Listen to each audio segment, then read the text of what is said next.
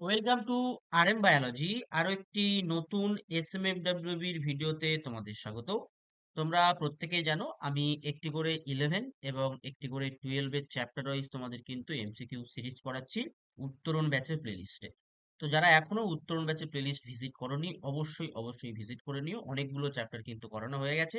আজকে আমরা ক্লাস 12 এর একটি অত্যন্ত গুরুত্বপূর্ণ চ্যাপ্টার এসএমএফডব্লিউবির পার্সপেক্টিভে রিপ্রোডাক্টিভ হেলথ বা জননগত স্বাস্থ্য, এখান থেকে কিন্তু একটা প্রশ্ন তোমরা অবশ্যই অবশ্যই পাবে, একটা প্রশ্ন তোমরা অবশ্যই অবশ্যই করে পাবে।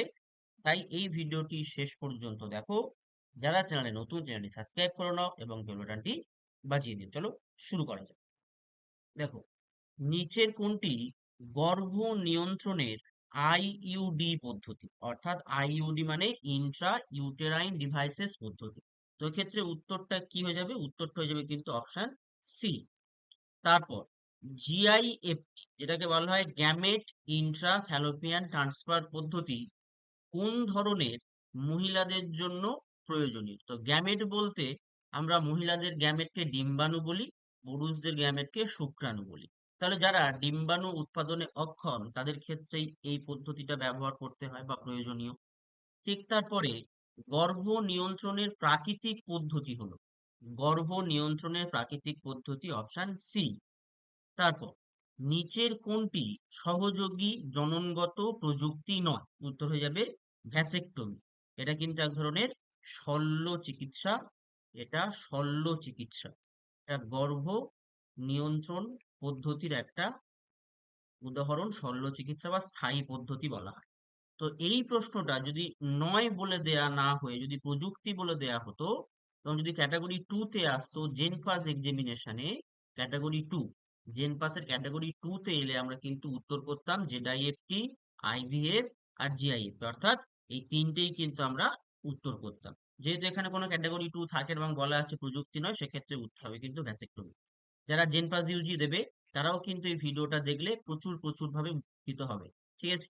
এরপর নিষিক্ত ডিম্বাণু অর্থাৎ জাইগোটের রোপণ স্থান হলো, নিষিক্ত ডিম্বাণু বা জাইগোটের রোপণ স্থান কিন্তু জরায়ুর এন্ডোমেট্রিয়াম স্তর, জরায়ুর এন্ডোমেট্রিয়াম স্তর।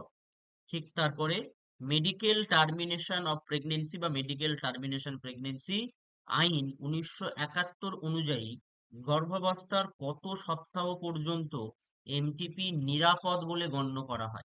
অত্যন্ত ইম্পর্টেন্ট একটা প্রশ্ন, উত্তরটা হয়ে যাবে কিন্তু অপশন সি, 12 সপ্তাহ।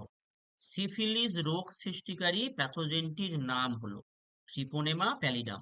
তো এই ধরনের যে এসটিডি গুলো আছে, সেই এসটিডি প্যাথোজেন গুলোর নাম কিন্তু তোমাদের মনে রাখা উচিত। নিচের কোন জন্ম নিয়ন্ত্রক পদ্ধতিটি পুরুষরা ব্যবহার করেন? উত্তর হয়ে যাবে অপশন বি।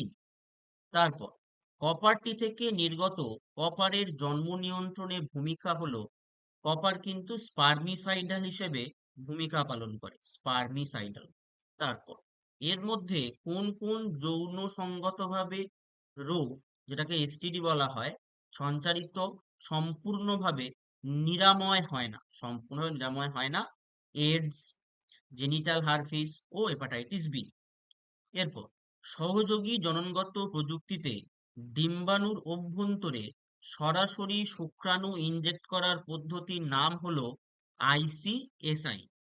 তারপর নিয়মিত প্রচুর পরিমাণে স্তন্যদানে অভ্যস্ত মহিলার সাধারণত গর্ভধারণ না করার কারণ হলো, এক্ষেত্রে উত্তর হবে গুনাডোট্রপিন রিলিজিং হরমোনের ক্ষরণে অবদমন, অর্থাৎ অপশন এ।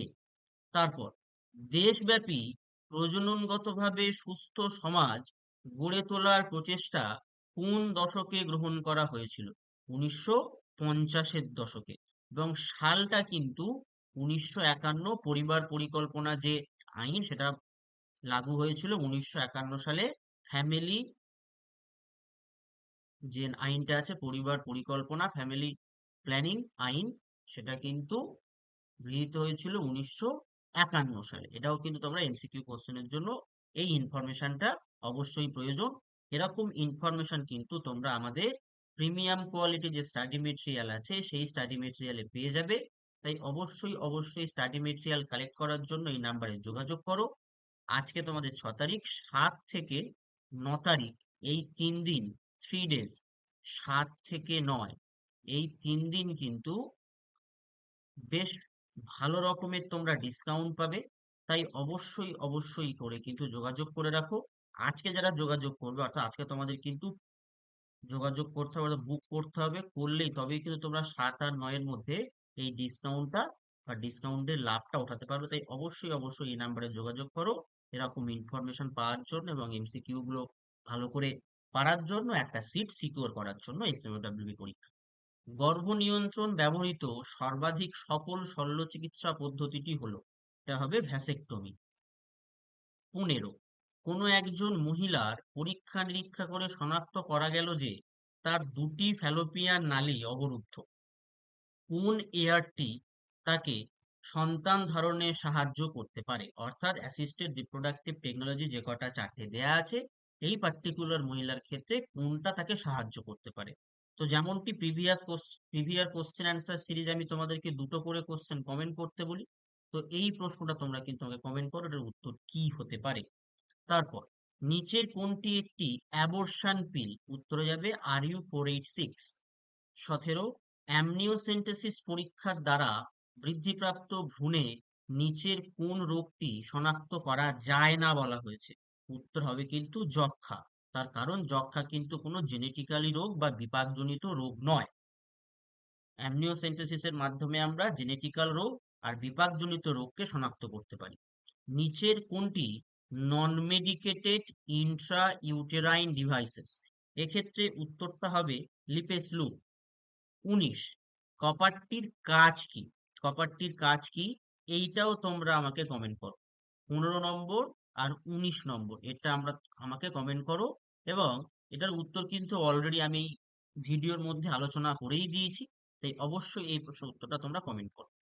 নিচের কোনটি হরমোন নিঃসরণকারী আইইউডি? নিচের কোনটি হরমোন নিঃসরণকারী প্রোজেস্টারেড আর LNG-20? একটি গর্ভ নিরোধক হলো, তো এক্ষেত্রে উপরের সবগুলোই, অর্থাৎ option A, option B, option C, উপরের সবগুলোই কিন্তু গর্ভ নিরোধক হিসাবে কাজ করে।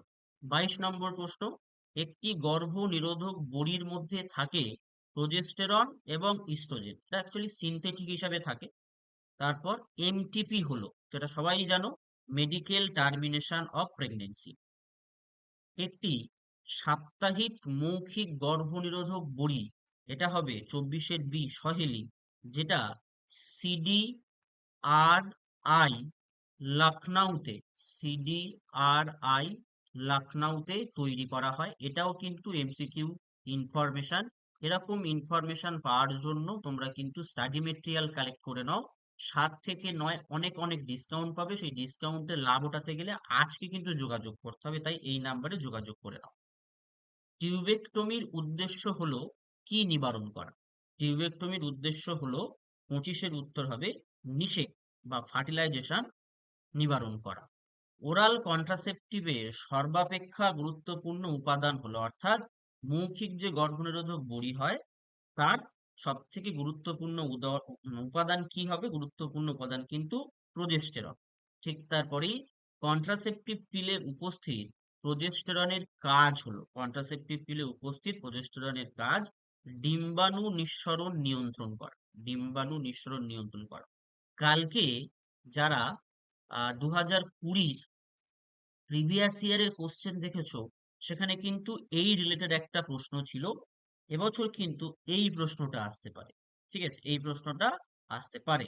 তারপর, এলাইজা টেস্ট কোন রোগ নির্ণয়ে ব্যবহার করা হয়? উত্তর হবে এইডস রোগ নির্ণয়ে ব্যবহার করা হয়। নিম্নলিখিত কোনটি প্রোটোজোয়া আক্রান্ত যৌন রোগ, বা যেটাকে আমরা এসটিডি বলতে পারি? উত্তর হবে ট্রাইকোমোনিয়াসিস। তো এসটিডি, এসটিডি ভাইরাস দ্বারা আক্রান্ত হয়, ব্যাকটেরিয়াল হয়, ব্যাকটেরিয়াল হয় এবং এই প্রোটোজোয়া দ্বারা হয়। তো এগুলো তোমরা কিন্তু এক্সাম্পল গুলো মনে রাখবে, পরীক্ষায় কিন্তু এলেও আসতে পারে। লাস্ট প্রশ্ন আজকে, ভারত সরকার এমটিপি কে কবে আইন সিদ্ধ করে? উত্তর হবে 1971 খ্রিস্টাব্দে।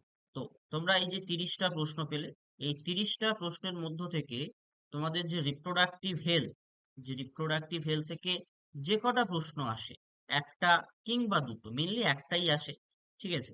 তো একটা কিংবা দুটো যদি চলেও আসে, তোমরা কিন্তু এই পার্টিকুলার যে 30টা প্রশ্ন থেকে কিন্তু অবশ্যই অবশ্যই করে পেয়ে যাবে। এছাড়া আরো ইনফরমেশনের জন্য অবশ্যই অবশ্যই করে স্টাডি মেটেরিয়াল কালেক্ট করে নাও। আজকের ভিডিওটি এই পর্যন্ত। যারা চ্যানেলে নতুন, চ্যানেলটি সাবস্ক্রাইব করে নাও, বেল বাটনটি বাজিয়ে দাও এবং অবশ্যই অবশ্যই করে ভিডিওটি যারা এসএমএফডব্লিউবি পরীক্ষা দেবে তাদের সঙ্গে শেয়ার করে নাও।